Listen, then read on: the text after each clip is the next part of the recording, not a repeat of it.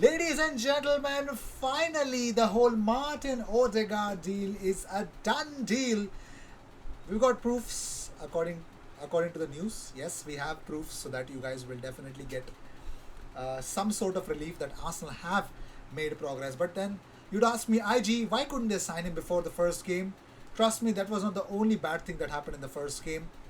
We have reasons for the first game being really bad. Arsenal getting the jolt that both of their strikers are away, and now you'll say, "IG, stop with this both strikers news. We are fed up. You literally been an a-hole to talk about it literally every single episode that you've made. I'm sorry, but we've got further little bit of confirmation that I would really like to give you a heads up that I'm going to talk about it in this episode as well. Probably the last time until we get an official confirmation, but let's move on and let's keep our attention to only one man, and that is Martin Odegaard. So, David Ornstein tweeted out that if all goes to plan, Martin Odegaard's proposed transfer from Real Madrid to Arsenal will be for around 35 million euros, and he may be in contention to feature versus Chelsea on Sunday, but still a fair amount of work is to be done before the deal has been completed. So, Arias Outsada tweeted out that there has been a significant breakthrough in the negotiations between Arsenal and Real Madrid for a permanent Martin Odegaard transfer, barring an unlikely turn of events. He will crush the Norwegian transfer record, and Arsenal are hopefully ready to play him on against Chelsea on Sunday. So that was his initial tweet. There was an update on it afterwards. He says Martin Odegaard's transfer fee will be between 35 and 40 million euros. The current Norwegian transfer record is Sandberg from Genk to Sheffield, which is for around 25 million euros. Odegaard will probably keep the record for a year until someone pays Erling Broth Haaland's release clause. That's exactly what was my point in one of my episodes as well, and of course, that was, I think he actually pulled up this similar point last time around when we spoke about him, Odegaard to Arsenal. So Arias Outsada, well, he's already confirmed it. Kike Marine also tweeted out that football is coming home with an Odegaard image. And in the absence of any late snags, the Norwegian footballer Odegaard returns to the Emirates Stadium, but this time not on loan, but permanently. This is the report from Marca. They say the sale of Martin Odegaard to Arsenal is close to completion. The agreement between Real Madrid and Arsenal is practically done. Fabrizio also tweeted out that Martin Odegaard was at Valdebebas today and will be respectful with Real Madrid as always. Serious professional guy. Arsenal are in negotiations with Real Madrid since weeks as he's the main target. Arsenal and Real are still discussing about the fee for Odegaard. Well, Madridista Real tweeted out that Arsenal will pay around 40 million euros for Odegaard. Well, let's see how that will be dramatic or not. But also, this is also confirmed by Conrad Harrison. Breakthrough Odegaard is coming home is what he tweeted out, and he's also expecting one more big signing this summer at Arsenal. Goalkeeper done, attacking midfield done, attacker is what he's suspecting. And according to Mail Sport, Arsenal are close to completing the £30 million deal for Martin Odegaard. Well, for me, I think it's a bargain deal. I'm pretty much sure about it. And Madridista Real also say that no buyback clause for Madrid in the Odegaard deal for Arsenal. So no buyback clause at all. So Arsenal fans, you guys can be happy and relieved, at least for now, that there's no buyback clause at all. And I'm pretty much sure that should be addressed by someone else. And even AS said that Arsenal and Real Madrid are very close to reach an agreement for Martin Odegaard. That's really great, and I'm really grateful to see that. Really awesome news. But talking about Martin Odegaard, well, let's talk about his influence when Arsenal played against West Ham. And for those of you who've already seen this in my community tab, you can see the other news that I have already on this episode. So, chances created, 4 chances. First, this is all Arsenal ranked. I mean, amongst the players of Arsenal, he actually played the best game that night. Passes into the box, 16 first.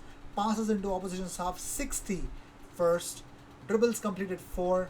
Distance covered, 11.4 kilometers.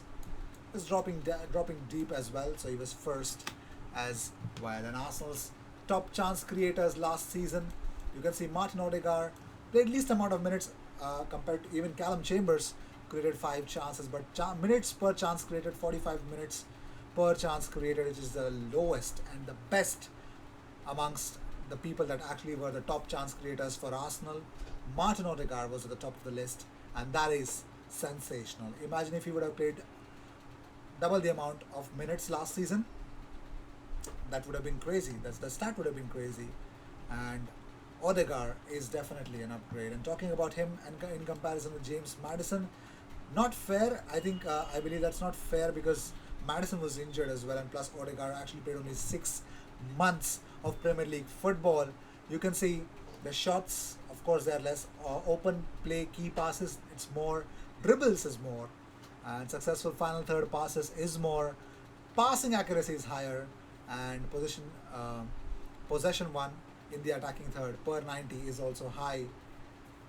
That's some crazy amount of stats. You guys won't understand it because it's not assist, but it's really a crazy amount of stat to have for a player who's new to the league and is just has just played for only 6 months. That's a really crazy stat. And according to Mark Irvine, Arsenal refused to confirm or deny suggestions that both Lacazette and Aubameyang have the virus. So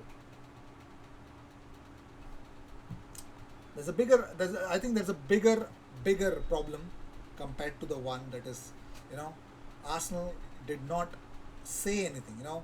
Sometimes it's like reviewers. It's like your mobile unit reviewers or tech reviewers. When they're paid to make a video, they clearly say them. You know what?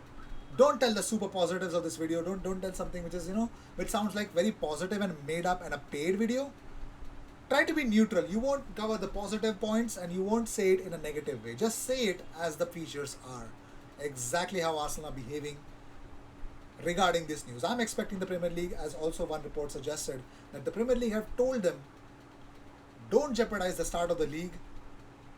Shut up and take it. That's what they're doing, which is sad. Well, Sport claim Barcelona is exploring with Arsenal the possibility of an exchange deal between Coutinho and Aubameyang. And you know what I think about that? Shut up. Just shush. I'm fed up at the moment, yeah. Moving on, so AFC Bell. For the first time in my life, of course the respect increases after this tweet, but this is what AFC Bell tweeted out.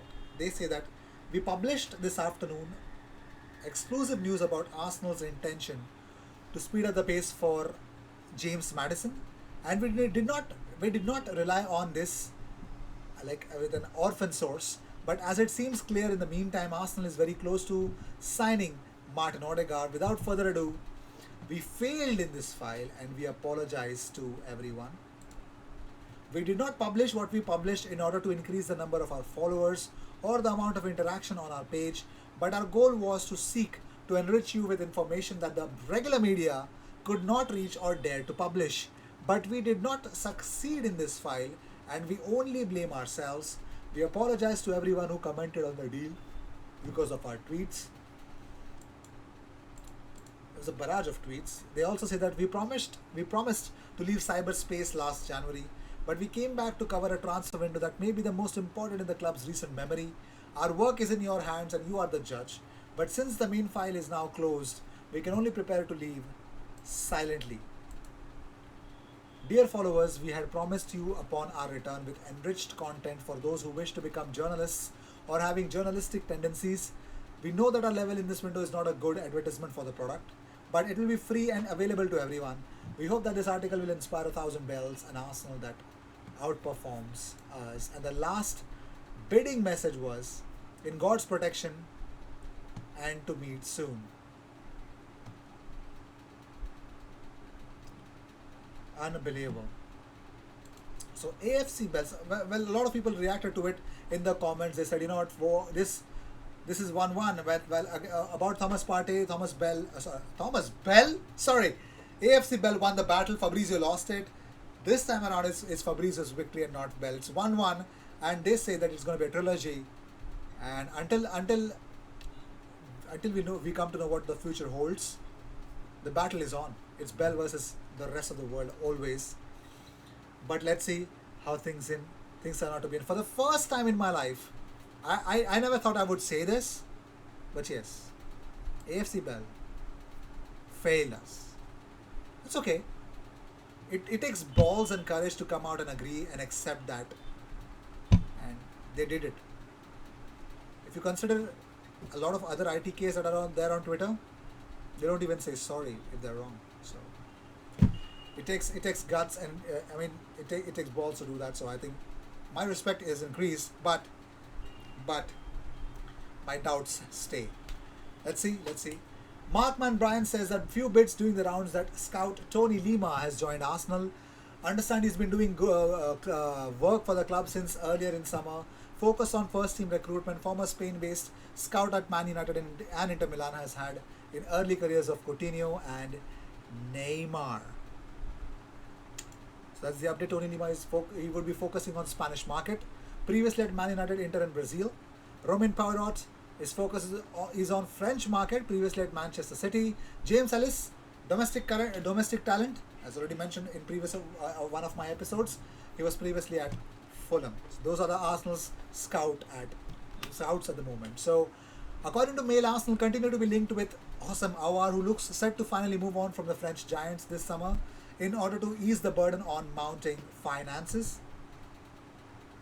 That's the only news that I have. So now, for now, Martin Odegaard to Arsenal is done, but Arsenal is not done in this transfer market. You'll have more signings. With this, I'd like to end this episode. Thank you so much. I'll see you in the next one. Until then, cheers.